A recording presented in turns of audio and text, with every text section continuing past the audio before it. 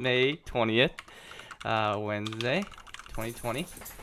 And today we're going to be talking about, my journey from starting full-time trading until April 30th, because that's when Robinhood's account summary statements end, is every 30th. And how I made kind of $13,000 or 100% returns in 2 months. So if you watched lesson 1, then you'll know what I'm talking about, because I share how, I started with about, 12, 13,000 and grew it to about 30,000 or so. Well, no, 30,000, but you have to subtract the 5,000 I added to the account at that time. So like 13,000 to about 25,000. So about double my account in 2 months. And as always, remember, feel free to ask questions anytime during the lesson. The chat is safe, so I'll answer it when I get a chance. And I wanted to add this slide because I've been watching YouTube videos about how to grow a channel, and I've really enjoyed making YouTube videos. And so obviously, I want to try to grow this as much as I can and continue to add value to people who watch my content.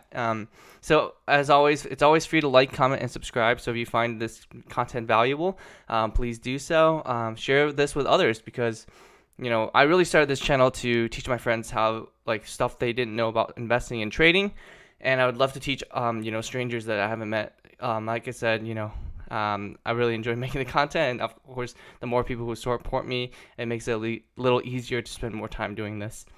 Another few ways is the Amazon affiliate links in the description. You don't have to actually buy the item that the link brings you to. As long as you start with that link and then buy something else on Amazon, it still actually gives a commission to this channel. And then also the referral links for Webull and Robinhood in the description below. And also there's a donation link, never required, but always appreciated. All right, so the knowledge required for this video is make sure you go watch lessons 1 to 7. 7 will be made this Saturday. From Clueless Beginner to Profitable Stock Trader YouTube playlist on my channel. If not, then you may not understand everything. And I do a lot of debit and credit spreads because that's obviously I've learned to do that when I started trading. So that's still a concept I haven't touched on yet on the series.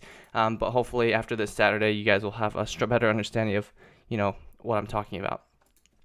So philosophy and psychology. So I'm a big proponent or believer that this is very important to be a good trader. Remember that you are a minimal viable product. Do not fall into an analysis paralysis trap. Be open-minded and a constant consumer of news, which means don't fall into confirmation bias and only read news that agrees with what you believe in the marketplace. Really try to read as many different opinions as possible. As Warren Buffett says, the stock market is a device to transfer money from the impatient to the patient, and I have not understood this more than ever this week. I got a little impatient. We'll talk about this, somewhat foreshadowing. I'm not a guru. I do make trading mistakes, and we'll talk about that on the weekly recap this Friday.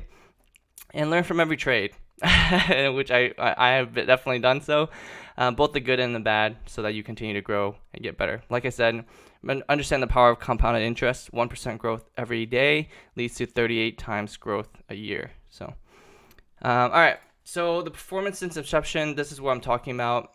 There'll always be ups and downs. So the most important thing about trading is, have very good risk management. And as I mentioned in the parentheses, I disappointed myself this week in terms of setting up a certain risk in order to benefit on what I thought the market was going to do. But I'll talk about that more Friday. This is February 14th is about when I started trading full time. And then this video will go all the way up till April 30th. And then my progress from here on will be starting from episode 5 in the $1 Million Trading Gold Challenge series. So if you want to watch what happens from here on, go watch that series from there, starting from episode 5. And it shows 60%. As I said, I deposited about $5,000 around this time, so the returns are not accurate. All right, so every trade with proof and explanation. So the way I'm going to show proof is, I'm going to go through my Robinhood statements. If you have a Robinhood account, you can tell that what I'm about to open is exactly what you see when you open your statements. Obviously, I can't do that directly from Robinhood because my account number and my address is shown on that if I do it directly. So I deleted those, but these are my trades. A few terms we need to understand is debit and credit. So debit means pay money and credit means receive money. That's an oversimplification. This is an accounting term. And so if you really want to understand that, you have to really dive deep into accounting. But You don't really need to understand that unless you really want to learn accounting very well. So just for now, debit means pay, credit means receive money.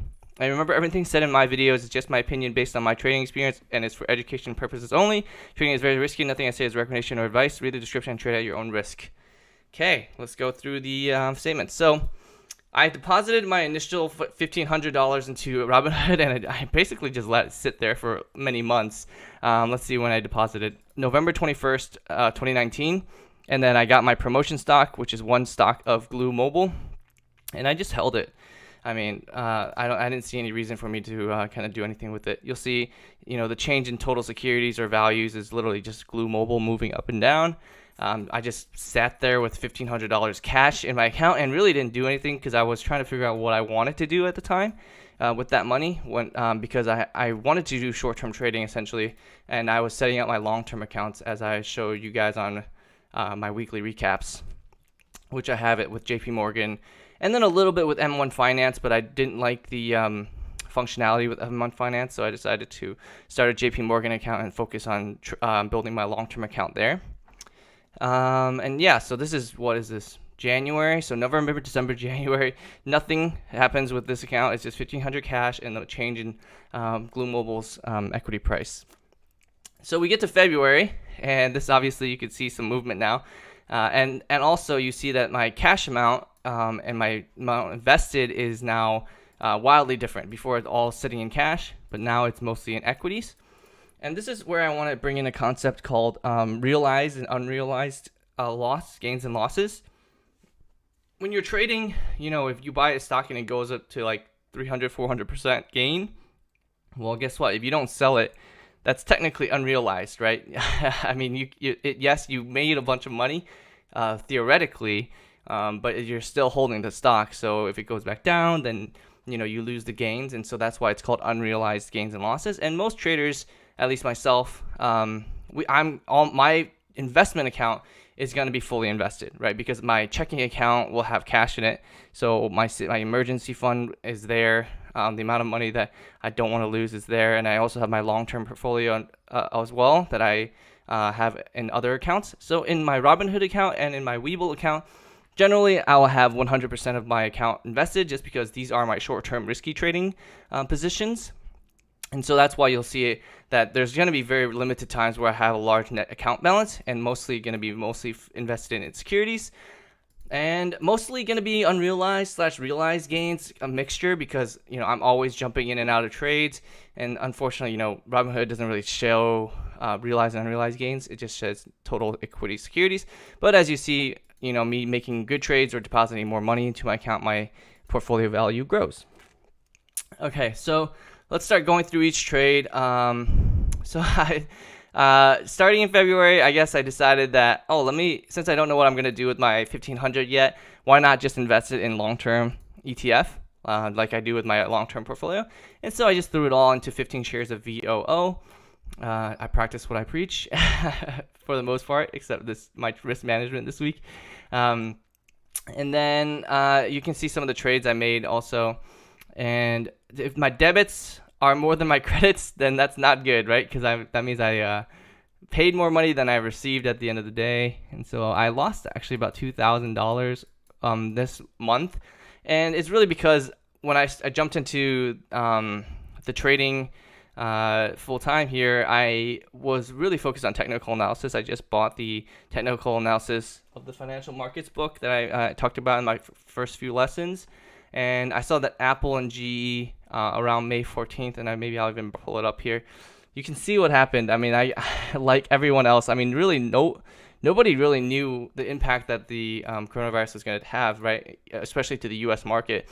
I mean, you can tell by how unprepared we were when the coronavirus actually hit America, and so just nobody expected it to be as impactful. But this really is partly my stupidity because I had my family live in Shanghai, China, and to be fair, I had heard that they're going to reopen in a month or so, and so I wanted to set up for long term, and I didn't think the impact would be that bad. I didn't think it was going to get so much worse in the next few months. And you can see I bought calls, which means I was bullish on GE and Apple. Essentially, you see It is somewhat just trending sideways, but I saw this slight trend upwards on the technical side. You have to imagine I couldn't see anything to the right. So about February 13th, February 14th, I was like, oh, it's trending upwards. I'm going to buy some calls and see how it does. With no risk management at all. You can see I only had a $4,000 account, and I'm putting 1,200 into GE calls, and then how much am I putting into, like, basically 1,500, 1,600 into GE calls. And then I bought also a bunch of shares right here. So I bought shares because I not only thought I was bullish on the options, but I also wanted to be bullish on the GE shares. And that just shows how bad my risk management was when I first started trading full time. Let's see here, February 14th. So similar kind of story here. I thought it was trending upwards, as you can see. If you didn't see anything to the right, it looks like it's trending upwards, and I just got destroyed fundamentally. So that's why I became a fundamental trader, because my first experience trading, and I immediately get destroyed by technical analysis. Not that I didn't fall in love with understanding and learning about technical analysis, but it ultimately just did really bad for me. And you can see me exiting all my positions and being a little bit hurt from that trading experience. And this is not the amount I have in my account. These are my total trades that I make, right? Both on the buying and then the selling.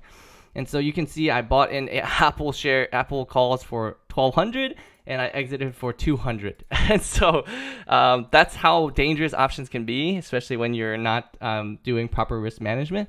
And then I bought in like 6,000 in shares, and I exited with 46,500. And this is why trading shares is good, right? Because you make less money, but also you lose less money. And you can just really tell how dramatic the difference is in terms of my options, how much it came down when the market came down. I lost basically like 80% versus losing like 5-10% on my GE shares. And that's same with my GE calls. I paid about $450 plus 5, so 100 plus, so it's like 550, and I exited with 100.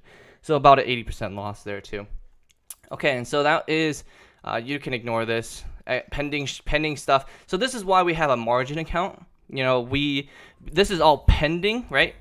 But because the brokerage knows that you're going to have the shares coming in, or the money coming in, depending on if you're buying shares or selling shares, they let you continue to trade even though some of your actions are still pending settlement, and that's why we trade with margin accounts. And then, all right, so that's February. I'm going to be right back. I'm going to close my door. All right, I'm back. So, and then let's go into March here.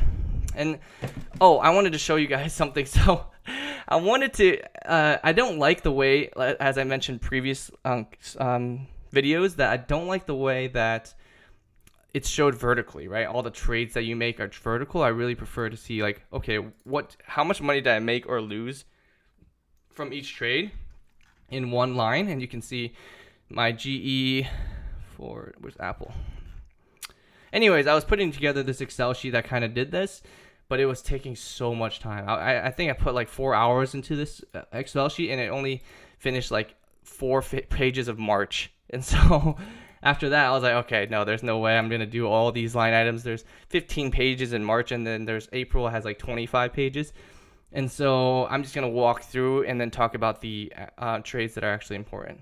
I'm locked in. Yo, Randy, what's up? Welcome. Thank you for coming to the live stream, man. Appreciate it. All right. So this is March. I obviously am depositing money. This is not just like I'm an amazing trader. I'm mostly from depositing money as I got more and more comfortable trading short term.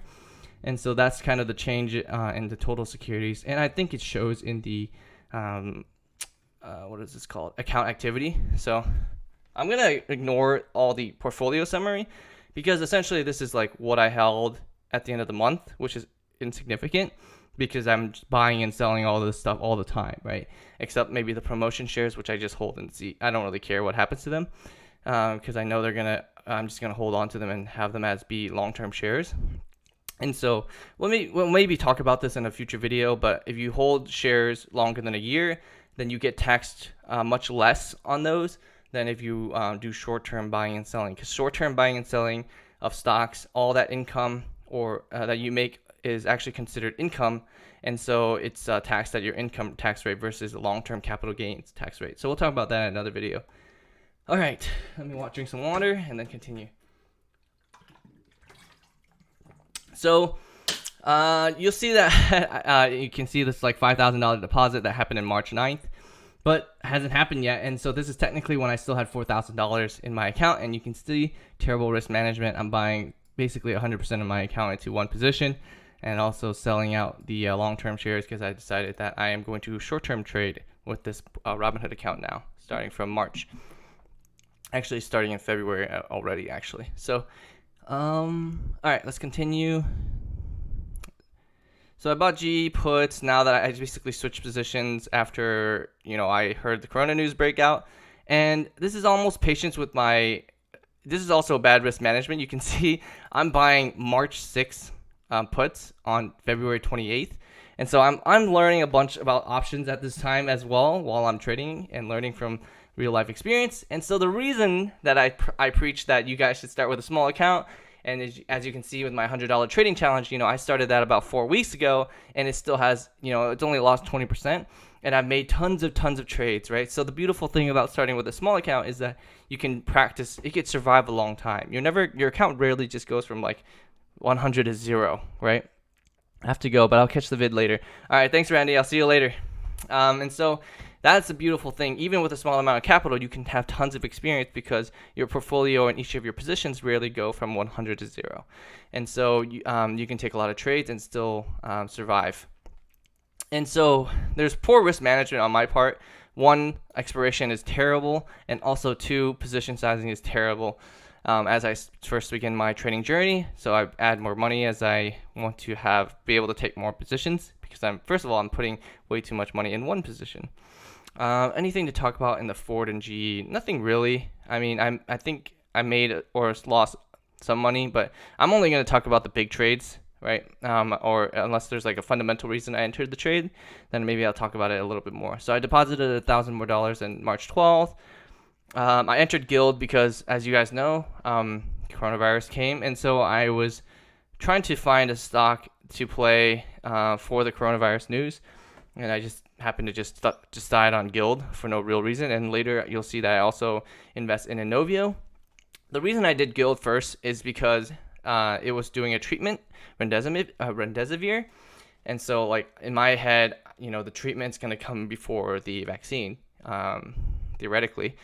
But I know nothing about that biotech, so I don't even know if I should have been trading this. But you guys always know that I do like fundamental analysis. But you also know that my situation, or you should know if you watched lesson 1 or episode 1, I think, that my life situation, my expenses are pretty low. I'm able to take pretty large risks with my portfolio, and so I do. I decided to play biotech partially with Guild.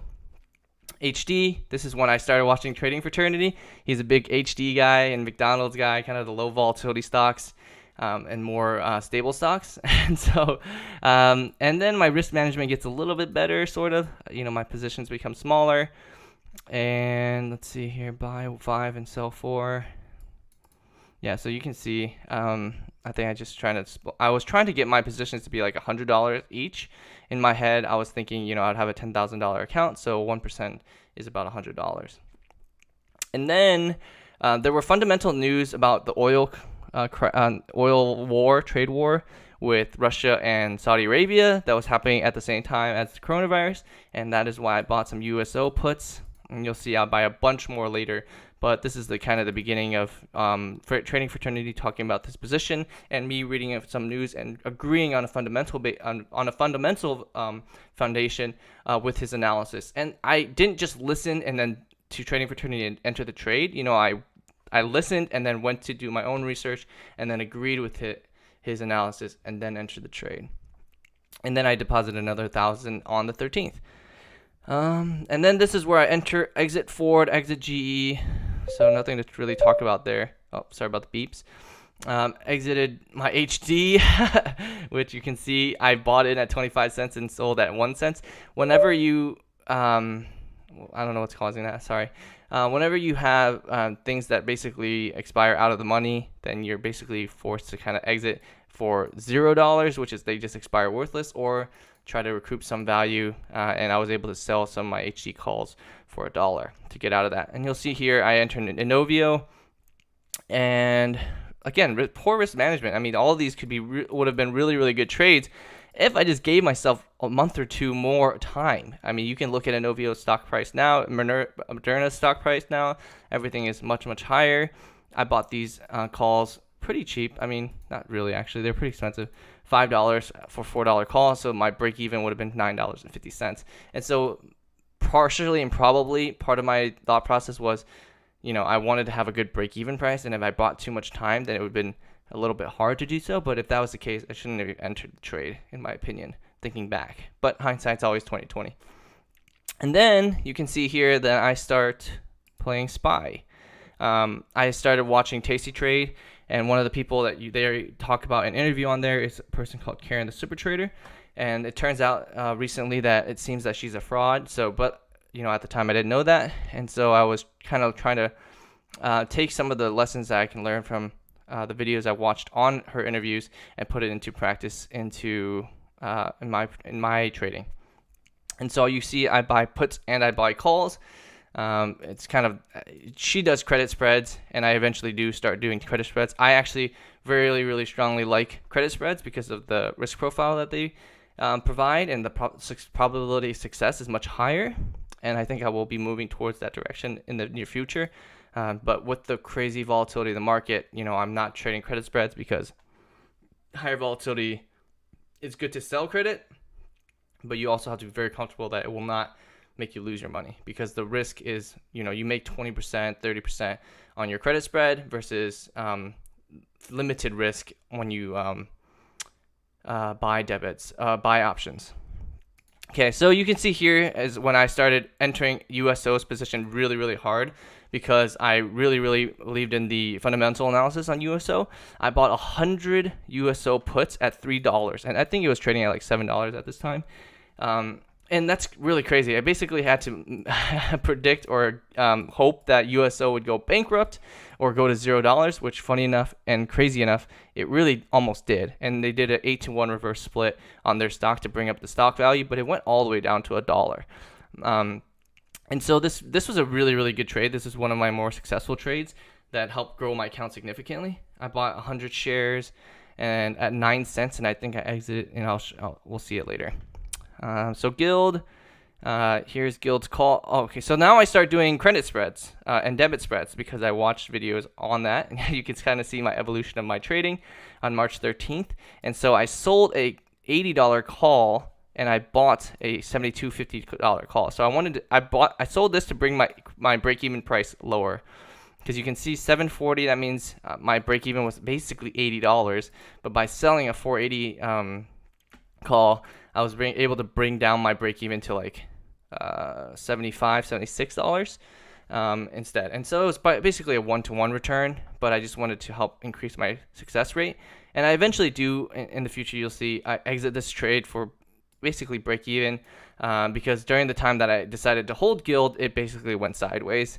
And then right after I sold it, it decided to go up. And then now it's come back down to like 70 something, if I remember correctly. But yeah, so I have a Inovio here. I sell my calls. Nothing really to talk about. I mean, obviously, this is a credit spread as well, actually. So you see my $4 call, $5 call, and these are $10 calls. So I start debit spreading everything because I watched a video that said debit spreading is great, and it brings down the risk and increases the probability of success.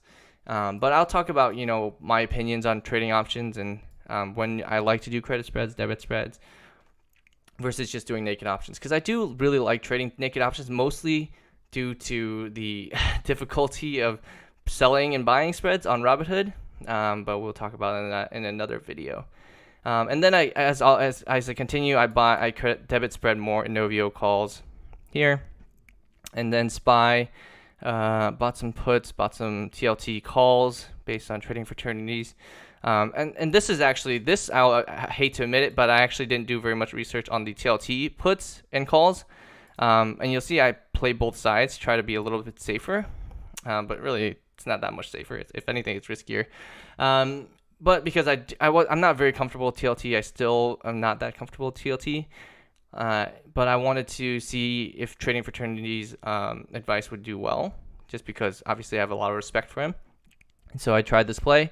Yeah, it was okay play. I mean, it was kind of break even as well, and nothing really to talk about there. But I just wanted to try TLT, and I entered the position. And as you know, hey Chris, welcome. Thank you for tuning in, man. I entered the position because when I have a little bit of money invested, I become invested emotionally as well. And so I do a lot more research and I get to learn the stock a lot more than if I just wanted to do it on my own. So it's a little bit more of motivation for me to learn more about a certain stock, and that's why I do it. And I do that often. And Inovio, again, just playing the coronavirus news. TLT. I actually even bought some Inovio shares because I think I wanted to do a covered call, a short. Yes, I think, but I don't know. I was just experimenting at this time. There's a lot of experimenting happening, and that's kind of why I wanted to make this video, really, just to talk about kind of my trading journey from beginning to where I am today. And I am not perfect even today, so I'm still learning, but I feel that I know a little bit more than my friends and some of my viewers, and so I'm just here to share what I can and try to provide as much value as I can, knowing that I'm not a guru and I'm not perfect. Okay, so here I play maybe the coronavirus is not going to be as bad as everyone thinks mentality, where I long Marathon, which is the oil and gas company, Penn National Gaming, which is casinos, which has done very, very well recently with the vaccine news that came out this week, and then Carnival Cruise Lines here as well. And eventually I do read some news about Carnival Cruise Line offering to give their beds as additional beds for the hospital. This is very early in my trading career. Now that I know a lot more about the hospital situation, they didn't really need more beds. I mean, they're basically operating at 30% capacity. But this was at a time where people thought, okay, well, we'll have non-coronavirus victims, or not patients, not victims, go to these offshore or on a cruise boat to treat them. Didn't work really well from what I've read on the news articles. And then GoPro calls, I thought they were cheap. So this is where I sort of taught and learned that just because something's cheap doesn't mean it's a good investment, right? And so I bought a few calls here and didn't do very well. Okay, Inovio, again, a lot of just coronavirus, playing the coronavirus news, and then Penn. This is actually one of my really, really good trades. My friend brought me onto Penn National Gaming. He said, hey, it's trading at $7. I think it might go down to $4. And I don't think it's going to go bankrupt, and it's going to be a great play. And I agreed with him. I did a little bit of research, read some news. They stopped a lot of construction. He also made a very good point that they have casinos internationally. And so, just because China was coming out of the coronavirus at this time, so they have a casino in Macau, and gamblers, as soon as you give them an opportunity to go gamble again, if they're addicted, they're gonna go do it, right? Just like any addict. And so it was an interesting investment thesis or hypothesis, and I did very well. You can see, this is probably not the right here. So bought, sold. I bought it at 860 or a little less than 860. Did I buy a lot more shares previously? I think I did. So, I actually bought it. This one was at $4, and so I bought a bunch of Penn calls, and they ended up just doing well. So you can go through the pages yourself and do the analysis if you really want to, but I'm just going to tell you what happened. Okay, TLT, TLT calls. I don't know what this means. So USO, here we go. So USO, I didn't again added more to my position. I think at one point I was holding 200 $200 $3 puts, and you can see I bought them at 9 cents, and then I bought more at 40 cents. And so at this time I put $1,000 at the beginning. I saw it do very well, and then it basically went from $1,000 to $4,000. And instead of exiting, I did exit some, and then I actually decided to get back in. So I think I had 200 and I sold 100 at this time for 4,000, because why not? I mean, I made 4 times my return. So, but then I actually do hold ones, and then that I sell at a later time. Okay, Novio, more coronavirus playing. Anything I want to talk about here? Lululemon, McDonald's, MU. Okay. So you see I play a bunch of calls. I forgot why I did that, and obviously if I forgot, then they probably weren't very significant. Tesla. Okay, so this is something. Okay, so you see I do a credit spread? Yeah, I do a credit spread here for I think the first time probably. And it actually goes horribly. Because you can see, 440 to 445 on March 23rd. And I only gave myself a week of time. Again, really bad risk management. But let's see some Tesla. And let's go to March here, March 23rd. And you can see literally the day after I bought it, it shot up. Destroyed my position. Big loss, but thank God I only bought one credit spread. So at least I did some good risk management in that case. Didn't give myself a lot of time, but I only risked $500 total. And I got a $100, $200 credit from it. And so the main loss was like $300. So it was not a big impact on my account. But this is why doing credit spreads is so much better than doing straddles or strangles, basically unlimited risk. Because as I always say and preach in my videos, you can't predict the future. And so what you want to do is always at least have limited risk when you're trading. I'm not a fan of unlimited risk. There were a few times that my account would have been destroyed if I didn't do a credit spread. And so just very happy to do that here. Maybe, people can argue like in a less volatile market, there could be better to just take unlimited risk since you can get a much more credit. Like instead of, I sold it for $2,000 and I had to buy use $1,900 to limit the spread risk to $500. But I disagree. I just think that, limiting your risk is always a better play. Yes, your account may grow slower, but it's at least there's no chance that you're going to lose everything in one day. And so that's just my opinion. Take it as you will. And then you can see I eventually do sell a lot of my shares here for USO at a little bit higher, about another 10% gain from 40. Actually 25% gain from 40 cents. Okay, so this is just me exiting Carnival Cruise Line and Guild. Nothing really interesting to talk about there. Okay. Is this where McDonald's? Oh, yeah. Is this where I do this? No. This is just me buying and selling. Nothing really interesting. This is just me experimenting with options trading, really. A lot of just noise, which is why you can see so much trades. And this is the beautiful thing that we are so blessed to have in our current situation, which is, back in the day, we had to pay commissions to trade stocks and options. But now with Robinhood and Webull coming into the market, it basically has forced all brokerages to be commission free. And so, I'm not shy about taking advantage of that. And I don't think you should be either. And I think you can learn a lot from doing a lot of practicing trading and experimenting with different positions. So I sold my puts and then at 40 cents or 50 cents or so. And you see actually me re-entering the position here again at a later date because I still just believed in the fundamental analysis and on the oil position that I had. Delta Airlines, I bought some really, really long-term. Wait, no. These are short-term, March. But I bought some really, really long-term Ford and GE calls. You can see 2022 because I thought they were pretty cheap. I mean, you can buy $7 calls for $92 each or 92 cents per share. Or GE $10 calls for $1.79.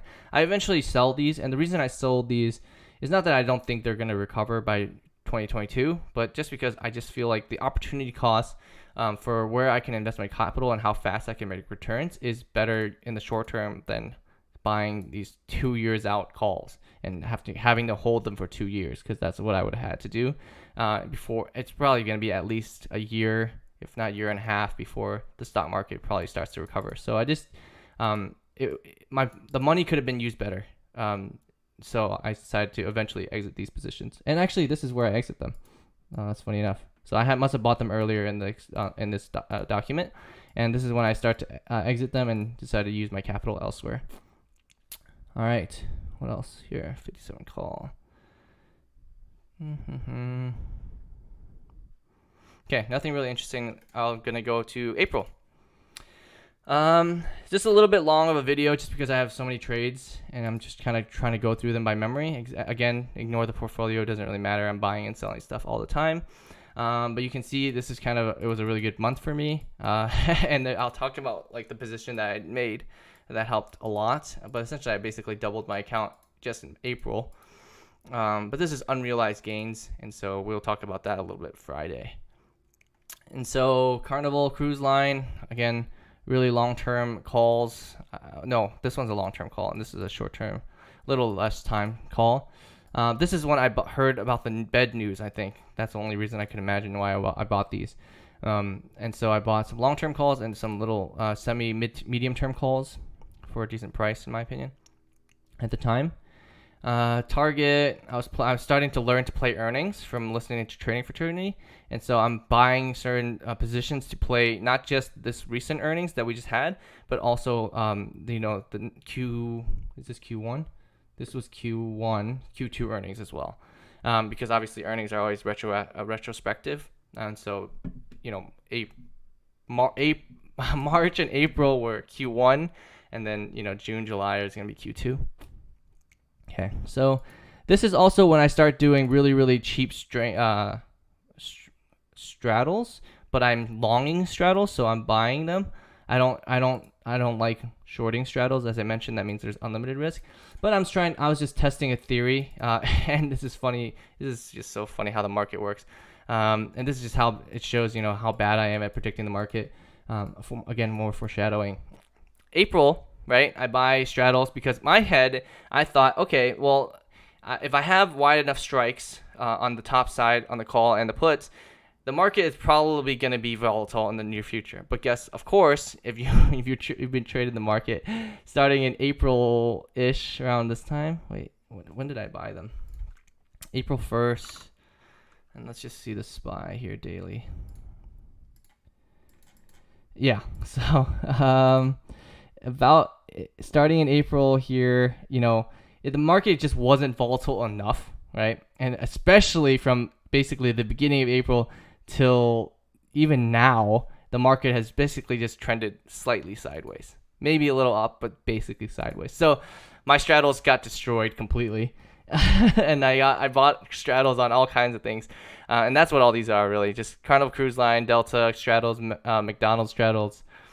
Okay, and then Northrop. This was a crazy one. So Trading Fraternity mentioned Northrop Grumman. They make weapons, and the reason I entered that trade was potential war. I mean, there was talks of war. So I thought it was kind of ridiculous. I didn't think it was going to happen. It was just too much downside, in my opinion, for the global economy. But I just bought it like $600. Just in case. But I eventually exited them. But you can see I bought them until January 2021. So this is the position that was huge for me. I bought SCO. For those that don't know, SCO is a inverse ETF for oil. And so essentially if oil goes down, SCO goes up. And as you guys know, in April 20th, if you don't, April went to negative. And so let's see if I show that here. No, I don't. But in April 20th, oil went to negative, and so you'll see my account like spike up to like 50,000. But I held, and not because I thought it was gonna go more negative, but I think I entered the position a little bit after that. Again, re-entered SEO after that, so that's why I held. But I bought a bunch of SEO, and this did really well for me. That's really all there is to that. And that was because I was buying USO. I was shorting USO by buying puts, and that did very well. You see, I bought these at 20-something cents and sold them at 30-something cents, so another 50% gain on that. And so USO continued to do well for me, and so I decided to switch my position because I thought there was more profit potential with SEO. So if you look at USO, stocks can only go down to $0. Ignore the divide all these numbers by 8, and so the lowest point they went to was like $2, actually less than that, before they did the reverse stock split. But I was getting so close to zero that there wasn't a lot of room to make money, and so I had to play a different position. And so that's when I learned about reverse ETFs, and that was pretty cool. And so you can see stocks can always go up to infinite, and it did go crazy. I mean, it went from $20 all the way up to like $60 at one point. So that's why I started switching from USO to SCO, and I still play SCO to this day. IWM, what's IWM again? Oh, the Russell 2000.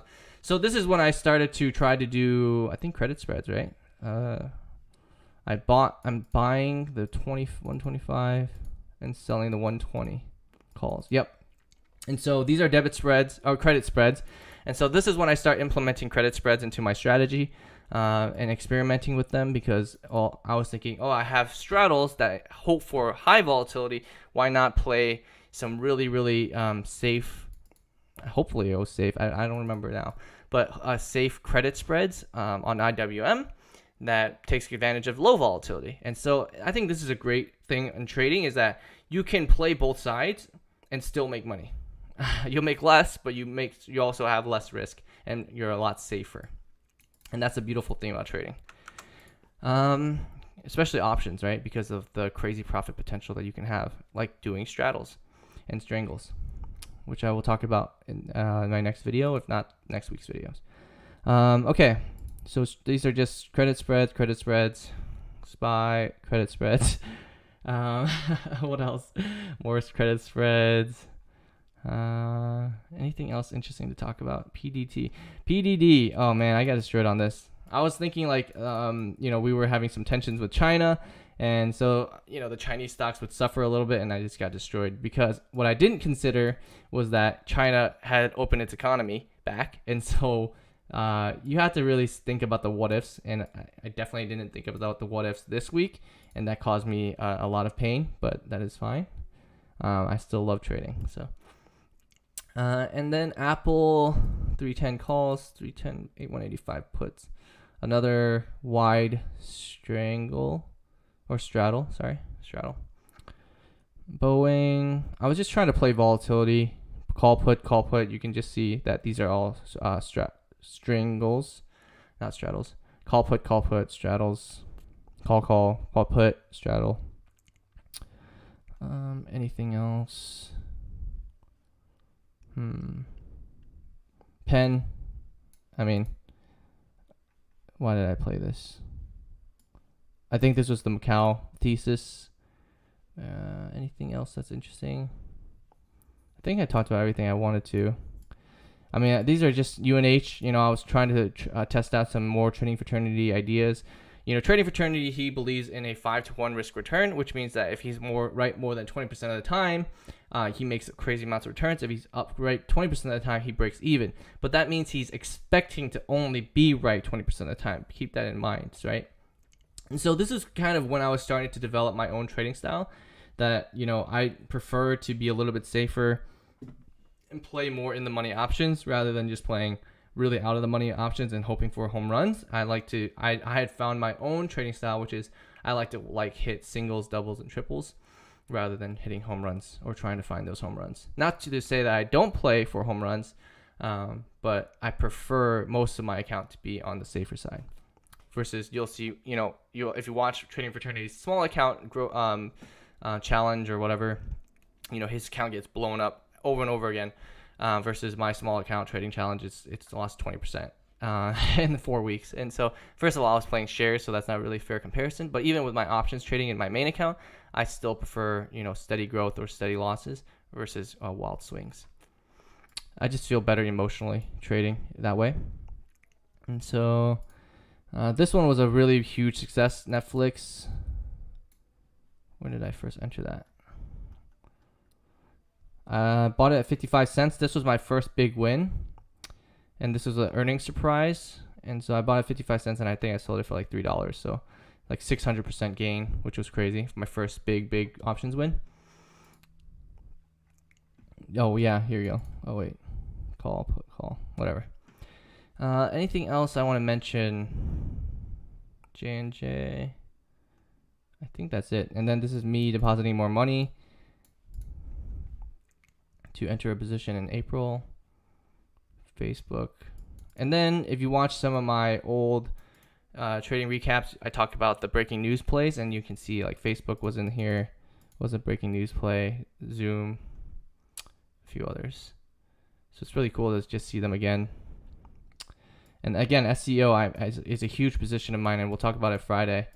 I saw a once-in-a-lifetime opportunity. I won't explain this Friday yet. I'll probably explain it on, I don't even know. It's going to be a while, but you have to understand credit spreads and debit spreads really, really well. And then I thought I saw a once-in-a-lifetime opportunity, which I did. I mean, it's pretty, that position gave me like 100% returns even right now after suffering a big loss. But at one point, it was at like 500% returns, which is pretty crazy. Or not 500, but like 100% returns. But now it's down like 40%. Okay. JNUG. Yeah, nothing interesting. You see a lot of SEO because it was a big position of mine. And so that's everything. You can see I actually lost $1,000 in no, I gained $1,000 in February, about $2,000 actually. But you can see how crazy amount of trading I made. 230,000 in value in debits and 232,000 in credits. And so take advantage of commission-free trading. I mean, it's a blessing that we have it. And I think that's about it. I will stay on for a few more minutes to answer any questions you have. And otherwise, that's it for today's video. And as I said before, you know, this is just kind of showing and talking a little bit about my trading journey and some things I learned and how I grew as a trader. Hopefully you can hear that through how I, you know, learned and the way I traded over time in this video. But again, if you want to continue to keep track of my progress from here on, just watch my weekly recaps on Fridays, starting from episode 5 is where really after this April 30th date is when it starts. Any questions?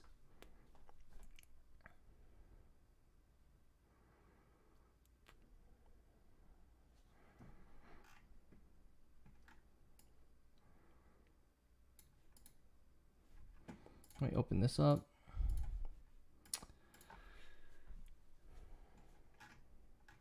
Oh, Christ. Yeah, you're welcome. No, I appreciate you guys for watching. I know this is a somewhat longer video, but I wanted to make it. I wanted to kind of, you know, show the whole story, right? We're starting to get into the place where you guys actually understand what a lot of this now, and so I can actually talk about it, especially since I do a lot of it before you guys understood. And so that now you guys understood, you can kind of follow along from the beginning of my trading journey to where I am now, and we can hopefully grow our accounts together going from here. Alrighty, looks like there's no questions. Thank you guys as always for watching. Really appreciate it, and I hope to see you guys at Friday and Saturday's videos. See you later. May volatility